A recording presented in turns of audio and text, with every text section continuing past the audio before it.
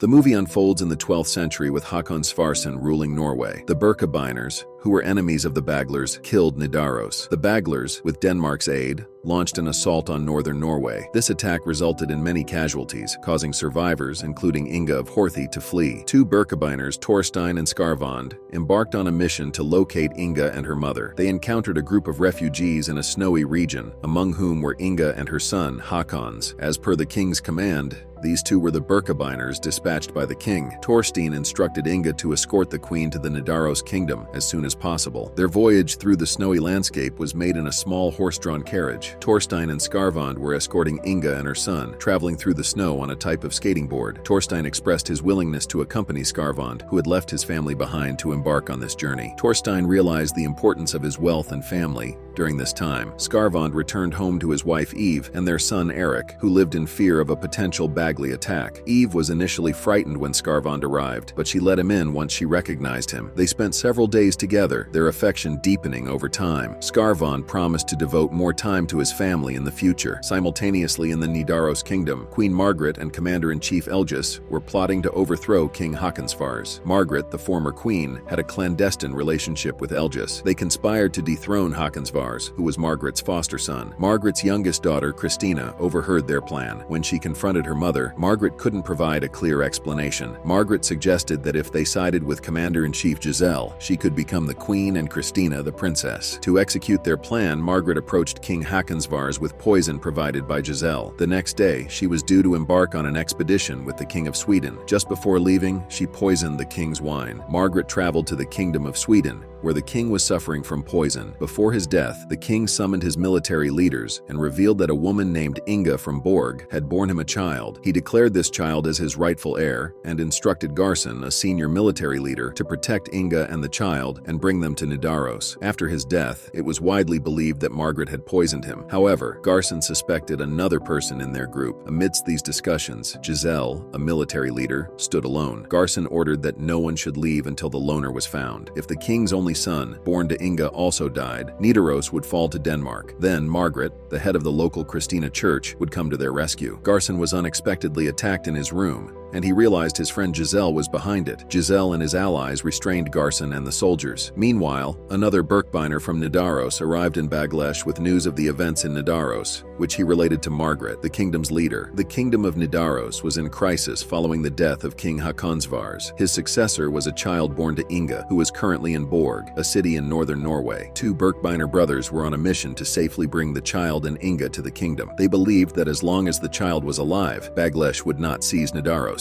Skirwald left his house for a stroll. Upon his return, he found Baglesh and his soldiers emerging from his home. Skirwald rushed home, concerned for his son Eric, who was inside. However, Baglesh's leader and the soldiers apprehended him. The leader assured Skirwald that his wife and child were safe, but demanded to know the whereabouts of the child named Hakon. Despite persistent questioning, Skirwald remained silent. When threatened with the lives of his wife and child, Skirwald revealed the truth. He was taken aback to see a Birkebeiner among Baglesh's ranks, the very person who had betrayed the Birkebeiners to Baglesh. When asked to avenge his family for the deceased king, Skirwald realized that the king had passed away. Following the king's death, Skirwald realized Baglesh's scheme. He revealed their hideout by the Njosa River, which flows into the Lagan, and shared details about his wife and child. Baglesh's leader accused Skirwald of lacking courage and willpower, refusing to disclose his own family's hiding place. Baglesh's soldiers killed Skirwald and his child, prompting Skirwald to retaliate and lock Baglesh in his house. Skirwald escaped with one of his son's favorite toys, using snow skates, but was spotted by Baglesh. Meanwhile, Torstein, Inga, and her child reached a temple near Ellen Markson. Birkebeiner soldiers and leaders gathered at the temple, where Inga prepared food for her son and the weary Torstein. Egil, a young man and son of a former Birkebeiner, was with them. He instructed Torstein on weapon use and was appointed as a temple guard. After a while, Egil spotted Skirwald approaching and quickly alerted Torstein and the other Birkebeiners. Skirwald rushed inside and immediately relayed everything that had transpired, including the death of him and his son Baglesh. He warned that their location would soon be discovered and urged an immediate escape with the child, who was the primary target. Torstein promptly promptly commanded the Birkebeiners to confront Baglesh directly. Torstein relayed the events to their leader Erland, who insisted they remain there as per his orders, despite the child's presence. However, upon learning from Skirwald about the death of King Håkonsforsen, Erland and the rest of the Birkebeiners were taken aback. Baglesh arrived swiftly to rescue the king's child, prompting Skirwald to urge Erland for a quick escape with the child. Skirwald confessed to Erland that he had informed Baglesh about the child's location out of desperation, but Erland dismissed his plea. Erland and the Birkebeiners seized Skirwald,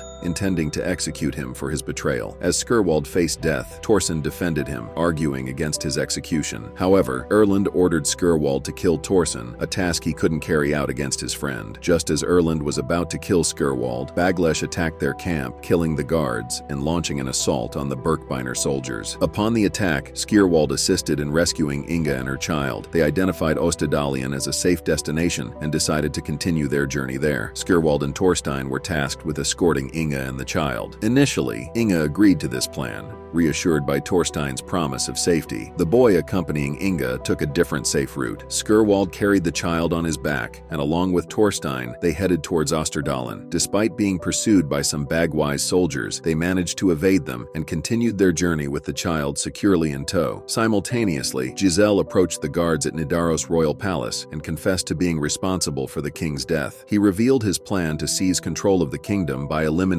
the next heir, Håkon. Giselle had been waiting for this opportunity for years. Giselle then visited Christina, who was unaware of his mother's murder and the death of King Håkon. Christina was initially frightened of Giselle, knowing his ruthless pursuit of power. Giselle tried to gain Christina's trust, insisting that he was the only one who could ensure his safety in the kingdom. He warned Christina not to share what he had witnessed. Meanwhile, Torstein and Skirwald were on a challenging journey to Osterdalen with the king's mother, especially given the snowy conditions and the presence of a child. Despite the freezing conditions, they bundled the child in layers of clothing as they journeyed towards Osterdalen. Their journey was soon hampered by heavy snowfall and strong winds. The child, unable to withstand the cold, cried in their arms. With no food or shelter, their situation was dire. However, they spotted a small hut amidst the cold. This provided a glimmer of hope during their challenging journey. They quickly sought refuge in the hut and started a fire using the available wood. Despite their efforts, the child still struggled with the cold. The child was extremely hungry, but they had no food. Skirwald quickly fetched some snow, melted it over a fire to make hot water, and gave it to the child to drink. When the child started crying again, Skirwald distracted him with an old toy, which calmed him down. They decided to stay in the hut until the severe weather outside improved. After a while, Skirwald woke up and was about to leave without informing Torstein, intending to seek revenge on the Baglers who had killed his family. However, Torstein woke up as Skirwald was leaving and tried to stop him. Despite Torstein's insistence that the sleeping child represented Norway's future and his pleas for Skirwald to stay, Skirwald remained determined to leave. After a heated debate, Torstein questioned Skirwald about their plan to avenge the Baglers while potentially abandoning a child. Torstein presented Skirwald with a valuable item that proved the child's royal lineage. This made Skirwald realize his duty to protect the child and the Kingdom of Norway. Meanwhile, a crowd gathered at the Nidaros royal palace, questioning the succession after the death of the king of Swarzan. El Gisla, a traitorous army commander, stirred the crowd, stating that the rightful heir, a child born to the late king, had tragically died in the snowy mountains near Osterdalen. With no remaining heirs of King Håkonsfors, Gisla assumed control of the kingdom. His declaration surprised many, but none opposed him. Gisla then married Christina, making her the queen. To progress, the kingdom required Denmark's assistance, hence Marpepi, Denmark's white leader, would play a crucial role. The next morning, Skirwald and Torstein woke up to a quiet, wind-swept, snowy landscape. As they prepared to leave, they noticed they were being searched for, with the Baglers closing in. They quickly strapped on their skating boards and took the girl with them. Torstein and Skirwald, renowned for their skating skills, managed to escape on their skating boards with the Bagler soldiers in pursuit. As they navigated the vast snowy mountains, the Baglers struggled to keep up, with many falling along the way. Despite the chase, Torstein and Skirwald stood their ground. Skirwald distanced himself slightly and held off the Baglers. Meanwhile, a soldier pursued Torstein,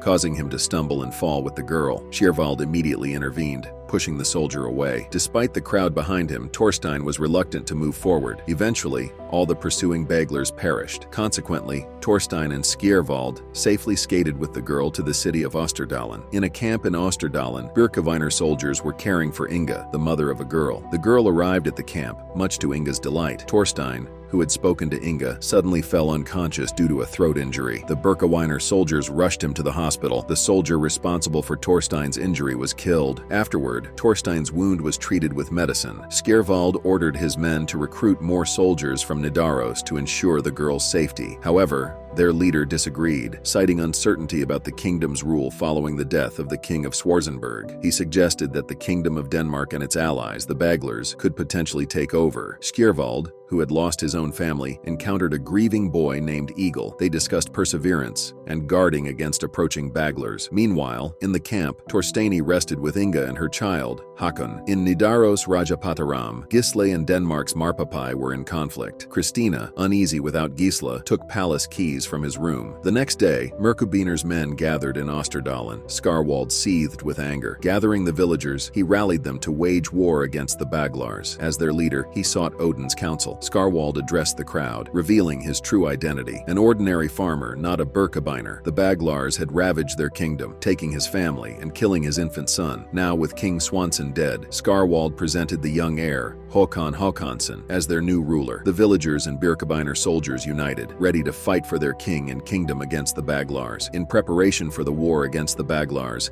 they readied all their weapons, including spears and arrows. Skjervald shared his plan with Torstein and the villagers. Inga and the child needed to be moved from the camp immediately. Since they were deceased, Eagle would ride ahead on horseback, while Inga and the child followed Torstein and the gang. Some of their group would engage the Baglars approaching from nearby hills. As the Baglars closed in, Skjervald's gang swiftly attacked, cutting down their foes. The Baglars' gang launched another attack. Skjervald confronted the leader of the Baglars, the very person who had killed his wife. As Skjervald moved to strike, Odin, the village leader, intervened, handing Skjervald a spear. Unfortunately, the Baglars had already slain Inge and the child. Skjervald, mounted on a horse, pursued them relentlessly, eliminating 2 Baglars. However, the leader and remaining soldiers closed in on the child. Torsen and the gang defended the child, but the Baglars' leader kicked the child from Inge's grasp. Skjervald ultimately shot down the leader, but not without injury. Despite being wounded, Skjervald fought back relentlessly. He rose to his feet, using a nail to stab the Baglars' leader. In a final act of bravery, Skjervald took out the remaining enemies, but succumbed to his injuries. Thorstein arrived and held his dying friend. Meanwhile, in the royal palace, preparations for Giselle and Christine's wedding were underway. A protest against Giselle's ascent to the throne unfolded, but the truth about her lineage would soon be revealed. Summoning Commander-in-Chief Garson, they swiftly entered the wedding room. Garson rescued Christine from Giselle's clutches just before the ceremony. Surrounding Giselle, Garson's soldiers captured her. Henceforth, young Håkon Håkonsson would be the kingdom's prince, protected by Garson until he matured. And with that,